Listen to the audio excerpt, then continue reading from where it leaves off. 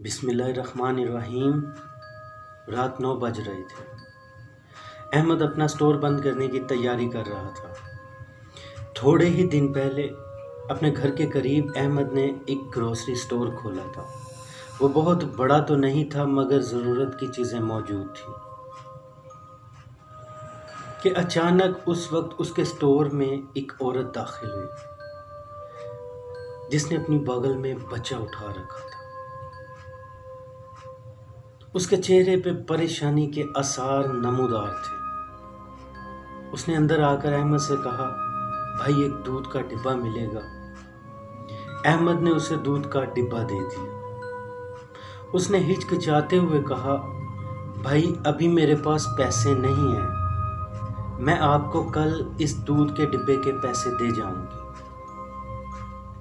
तो अहमद उसके चेहरे पे परेशानी भांप चुका था। उसने सर हिलाया और फिर स्टोर बंद करने में लग गया। वो औरत चली गई। अगले दिन ठीक उसी वक्त वो औरत फिर उसके स्टोर में दाखिल हुई और उसे दूध के डिब्बे के पैसे देते हुए कहा, भाई ये एक डब्बा और दे दो। तो अहमद ने उसके दूध के पैसे उसे वापस कर दिए और कहा, बाजी ये आप वापस रख लें, क्योंकि कल जो आप दूध का डिब्बा लेकर गई थी, सुबह मौज़ाना तौर पर अल्लाह ने मेरे स्टोर में बड़ी बरकत की। ये सुनकर उस औरत की आंखों में आंसू आ गए और अहमद से कहा, कोई तो है जो मुझे मनहूस नहीं गिरदानता। तो अहमद ने कहा, आप ऐसा क्यों कह रही हैं? तो उस औरत ने कोई जवाब नहीं दिया। अहमद ने पूछा, बाजी आपके खामंद क्या करते हैं? तो उसने अफसुर्दा होकर कहा, मेरे खामंद मर चुके हैं। अहमद ने कहा, आपको रोज मुझसे एक दूध का डिब्बा मिलेगा, मगर उसके लिए मेरी एक शर्त है। उस औरत ने आंसू साफ करते हुए कहा, भाई कैसी शर्त? तो अहमद ने कहा, आप मुझे दूध के पैसे अदा नहीं करेंगी। उस औरत ने कोई जवाब नहीं दिया, खामोशी से दूध का डिब्बा पकड़ा और चली गई।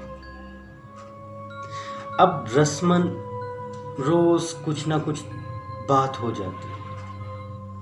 तो अहमद ने एक दिन पूछा, बाजी आप रहती कहाँ पे हैं? तो उन्होंने कहा, भाई मैं फलां फलां जगह पे रहती हूँ। तो अहमद ने पूछा, बाजी आप अपना गुजारा कैसे करती? तो उसने कहा, भाई क्या बताऊं, 2-4 घरों में काम करके जिंदगी का सफर मुकम्मल कर रही हूँ। और फिर बात खत्म हो गई और वो चली गई। अगले दिन अहमद ने उस औरत का चेहरा कुछ बदला हुआ देखा तो न चाहते हुए पूछ लिया कि बाजी क्या आप बीमार हैं? उसने कहा, नहीं। तो उसने कहा, बाजी आपके चेहरे का रंग मुझे उतरा हुआ महसूस हो रहा है। उस औरत ने कोई जवाब नहीं दिया और अब की बार उसने बाहर जाते हुए मुड़कर अहमद को अजीब नजरों से देखा और फिर चली गई। उसके बाद कई रोज गुजर गए मगर वो औरत दूध का डिब्बा लेने अहमद के पास न आई। एक दिन अहमद को तजस्सुस हुआ तो उसने सोचा, क्यों ना उस औरत का उसके घर जाके पता किया जाए। वो बीमार है, कहीं वो मर तो नहीं गई, कहीं कुछ हो तो नहीं क्या। मुख्तलिफ किस्म के वसवसे अहमद के ज़हन में चल रहे थे। रात अपने मुकर्रर वक्त पर अहमद ने दुकान बंद की और उस रास्ते पे चल पड़ा। जब उसके दिए गए एड्रेस पे पहुंचा تو اس نے دیکھا کہ وہاں تو کوئی گھر ہی نہیں ہے، وہاں ایک مسجد بنی ہوئی تھی۔ تو احمد نے دائیں بائیں دیکھا، لیکن گلی میں اس وقت کوئی نہیں تھا۔ احمد تھوڑا پریشان بھی تھا۔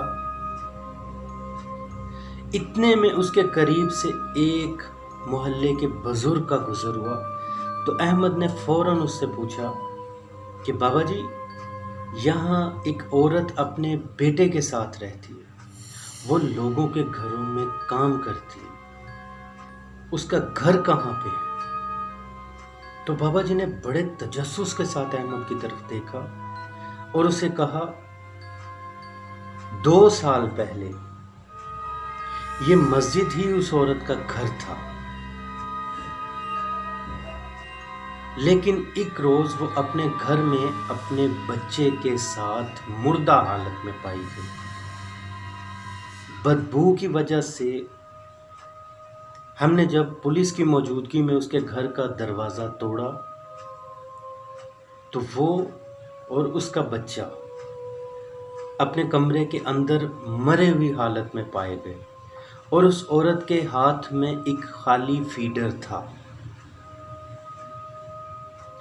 بابا جی اپنی بات کرتے جا رہے تھے، مگر احمد کسی اور دنیا میں گم ہو چکا تھا، کیونکہ ویورز، احمد نہیں جانتا تھا کہ وہ کون تھی۔ آپ اپنے قیمتی کامنٹ سے اپنی رائے کا اظہار کر کے بتائیے گا کہ وہ کون تھی، اور سبسکرائب کرنا نہ بھولیے گا۔ ملتے ہیں اگلی ویڈیو میں ایسے ہی ایک سچے واقعے کے ساتھ۔ اللہ نگہبان۔